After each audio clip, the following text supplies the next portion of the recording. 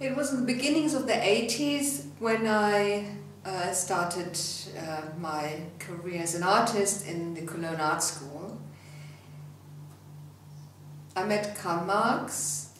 I was a realistic painter, and when I saw his paintings I was very pulled by this act, or physical act, of how he painted. He had huge canvases, big brushes, and he had pots full of paints which he threw against the canvases, and you felt like, wow, you know, that's a totally different approach. It wasn't so much the subject matters he was showing, it was more the way, his techniques. I loved how he painted, how he used big brushes, how he used big canvases, and how he supplied big pots of paint on the canvas and then scraped it off again.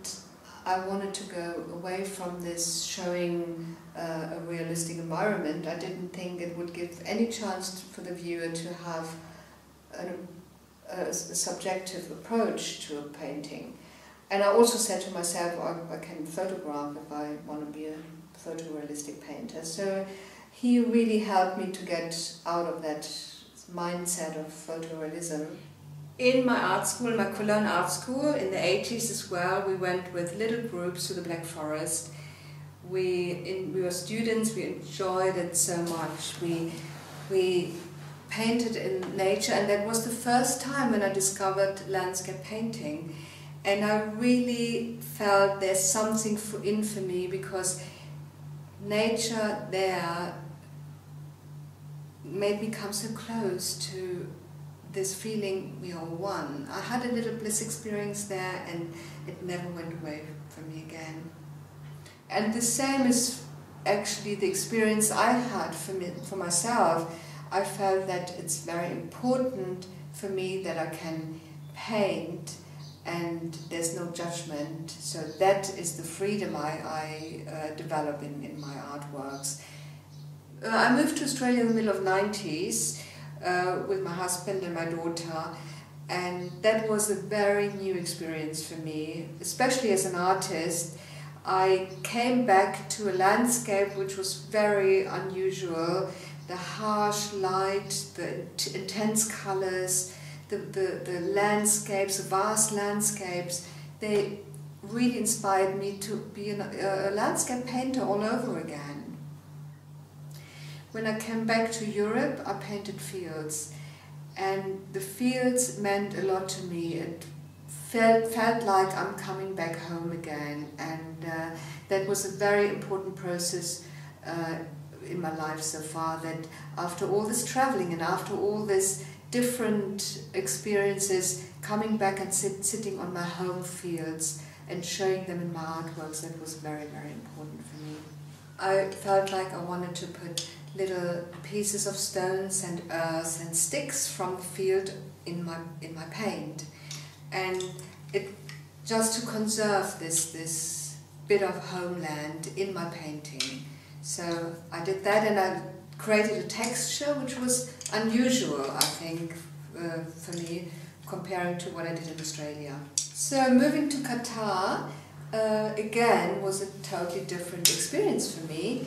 The light changed so drastically, so it's such a different light compared to Australia.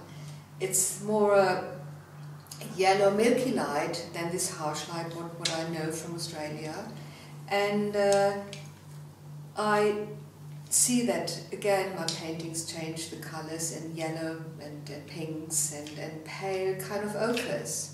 In the beginning I thought I would paint landscapes in Doha, and I was looking at the sand and the desert, and I enjoyed it very much to be out there. But strangely enough I got pulled into the glamorous lobbies in hotels, and this is what I showed in my paintings. When I started with my piano painting or the chandeliers, I showed the lobbies, the shining of the interior of hotels. there's a lot of energy in these places, in these lobbies where people arrive and where chandeliers shine and the piano is playing, and there's loads of happenings around that, and I wanted to show it. I wanted to just show what's happening here, but in a way, in a semi-abstract way, so that people have their own imagination what is happening in their lobbies. Through the Looking Glass, this is a theme of the exhibition in Rise and Jet, hints also on Alice in Wonderland. She went through a surrealistic world, like I feel wandering here through a surrealistic world, which is unexpected, which is unreal, it surprises you in every corner. The lobby painting with the piano is definitely a centerpiece of this exhibition, as well as the hammam bath, which really reflects this area for me a lot here. In opposition with the red dress painting, where I feel like this is more me being here, this is more showing, jumping into a world which is so unknown, but which is so playful. When I start a new painting, it happens that sometimes I have a theme where I know I want to paint around that theme. I start with an object or with a kind of a brush stroke of hinting to an object, and then paint starts to flow. And in that moment, I let paint give me the new theme, or reveals maybe even a new kind of composition of the whole painting. So the paint itself is as important when it starts to run and when it starts splashing, when it starts doing their own thing, compared to me as an intellectual being putting my ideas on the painting, on the surface.